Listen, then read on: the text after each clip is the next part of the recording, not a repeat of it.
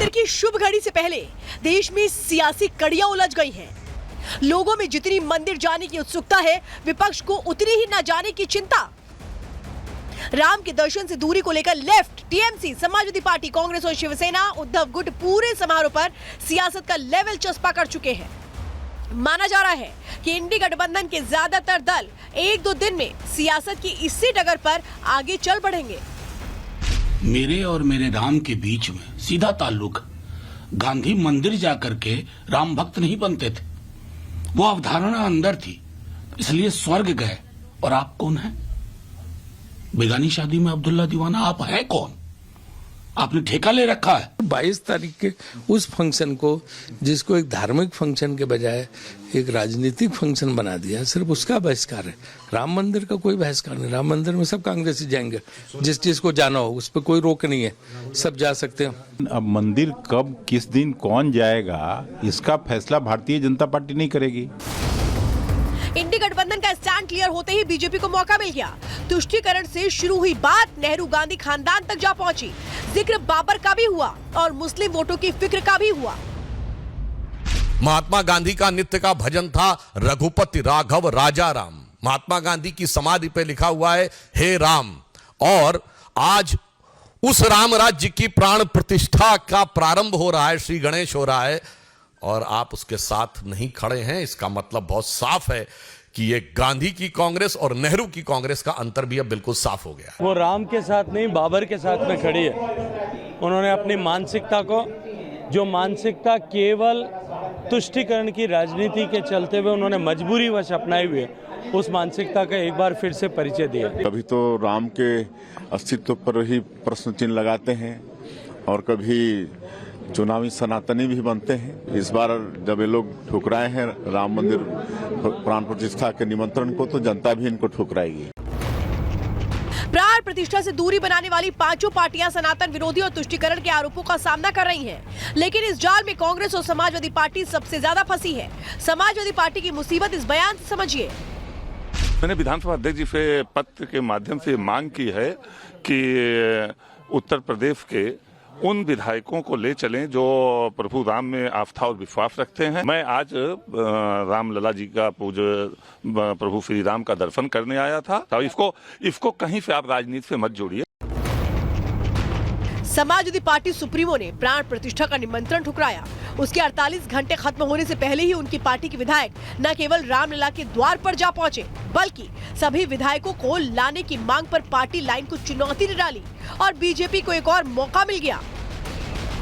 नैतिक ताकत नहीं है, क्योंकि अयोध्या प्रभु श्री राम को कोर्ट में लटकाने भटकाने का काम तो कांग्रेस ने ही की है। तो इसकी नैतिक ताकत नहीं है कि अयोध्या में जाकर के प्रभु श्री राम को प्रणाम करें। सियासत की ऐसी ही नाव में कांग्रेस भी सवार है। पार्टी की टॉप लीडरशिप कह चुकी है कि हम नहीं जाएंगे, लेकिन सेकेंड लाइन खुलकर कह रही है कि राम बुलाएंगे तो हम जरूर जाएंगे। जीवन में एक ही बारी ऐसा मौका मिलता है कि इस इतिहास का हम गवाह बन सके।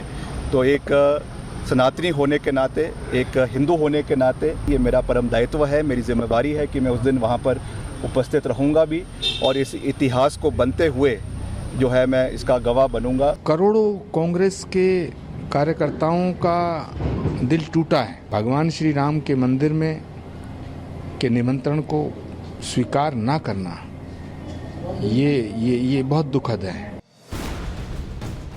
विक्रमादित्य अकेले नहीं हैं, बल्कि कांग्रेस में कई दूसरे बड़े नेता राम की आस्था में लीन हैं। कई नेता ऐसे हैं जो अयोध्या जाना चाहते हैं, लेकिन टॉप लीडरशिप के स्टैंड की वजह से चुप्पी साधे हुए हैं। विश्व हिंदू परिषद कह रही है कि हमने सबको बुलाया है। हम लोगों ने सबको बुलाने का तय किया। हमने उन सबको एक समान धरातल पर विचार करके निमंत्रण दिया। जो आए उसका स्वागत है, जो नहीं आए ये उसकी इच्छा है। कुल मिलाकर कांग्रेस और समाजवादी पार्टी राम मंदिर की सियासत में उलझ चुके हैं। दोनों पार्टियों ने प्राण प्रतिष्ठा में न जाने का फैसला लेकर सनातन प्रेमियों से बैर तो मोल ले लिया, लेकिन अपनी ही पार्टी के नेता भी खुलकर खिलाफ खड़े हो जाएंगे, ऐसा शायद न अखिलेश ने सोचा था, न खड़गे ने। Bureau report, Republic Bharat. और अब चलिए जरा आपको बताते हैं जो कांग्रेस की दोहरी सियासत है इसके मायने क्या है। कभी राम को अपना लेते हैं, कभी राम को काल्पनिक बोलते हैं, तो कभी हमने देखा था किस तरीके से राम को लेकर यह कहा जाता है कि उनका एक पूरा चीजों को आदर्श के तौर पर देखना चाहिए। कांग्रेस की जो दोहरी सियासत है इसके मतलब समझिए, शीर्ष नेतृत्व जो राम को नकारने का पूरा प्रयास करता रहा है, राम को काल्पनिक बताता रहा है। अब जो सेकेंड लाइन है पार्टी की वो क्या कह रही है, आस्था से स्थानीय हित साधने की कोशिश हो रही है, जिसमें आचार्य प्रमोद कृष्णम जो आज ही अयोध्या भी जा रहे हैं वो साफ तौर पे कह रहे हैं कि जो पार्टी ने स्टैंड लिया है वो बिल्कुल गलत है, मेरा दिल टूट गया, वो ये कह रहे हैं। अब चलिए जरा मैं आपको बताती हूँ कि कोई ये नई बात नहीं है। कांग्रेस जो है वो बात बात में सिर्फ और सिर्फ बहिष्कार की राजनीति करती है। जब देश में कुछ बड़ा होता है तो सबसे ज्यादा दर्द किसको होता है, कांग्रेस के पेट में होता है, और कांग्रेस को बुरा लगने लगता है, कांग्रेस उस पर सियासी रोटियां सेकना शुरू कर देती है, और हर जगह क्या सोच है, सिर्फ और सिर्फ वोट बैंक की सोच सामने आती है। अब क्या किस तरीके से इससे पहले बहिष्कार किया गया, लेकिन अभी देखिए आप राम मंदिर का बहिष्कार किया गया, राम मंदिर के इन्विटेशन को स्वीकार नहीं किया गया। याद है आपको जब नई संसद का उद्घाटन हो रहा था तब भी एक तरह से कांग्रेस ने सियासत की थी और उस कार्यक्रम में वो शामिल नहीं हुए। G20 का जो एक तमाम देशों के जो राष्ट्राध्यक्षों के साथ डिनर पार्टी थी वहां पे भी नहीं गए विपक्षी पार्टी, उन्होंने उसका बहिष्कार किया। राष्ट्रपति के अभिभाषण तक का इन लोगों ने बहिष्कार कर दिया था।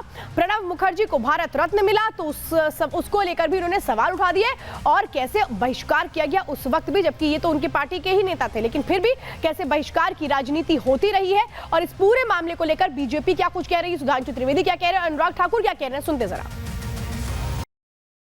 संसद सत्र चलता है तो कांग्रेस बायकॉट करती है, मोदी जी का भाषण हो तो बायकॉट करती है, संसद भवन बना तो कांग्रेस ने बायकॉट किया। तो जब जब अच्छा काम होता है कांग्रेस बायकॉट करती है। देश की जनता भी एक अच्छा काम करेगी, कांग्रेस का बायकॉट अगले चुनाव में करेगी। नई संसद भवन के उद्घाटन का बहिष्कार किया, जीएसटी लागू हुआ, G20 अभी अभी हुआ, उसमें महामहिम राष्ट्रपति के द्वारा दिए गए भोज का बहिष्कार किया। इसी बहिष्कार के चलते हुए जनता भी क्रमशः उनको सत्ता से बहिष्कृत करती चली जा रही है। और आइए अब आपको बताते हैं कि आखिर अयोध्या में जो साधु संत हैं जो पूरी तरह से तैयारी कर रहे हैं क्योंकि बहुत वक्त करीब है प्राण प्रतिष्ठा का, वो किस तरह से नाराजगी व्यक्त कर रहे हैं जब निमंत्रण को ऐसे ठुकरा दिया जाता है, सुनिए जरा।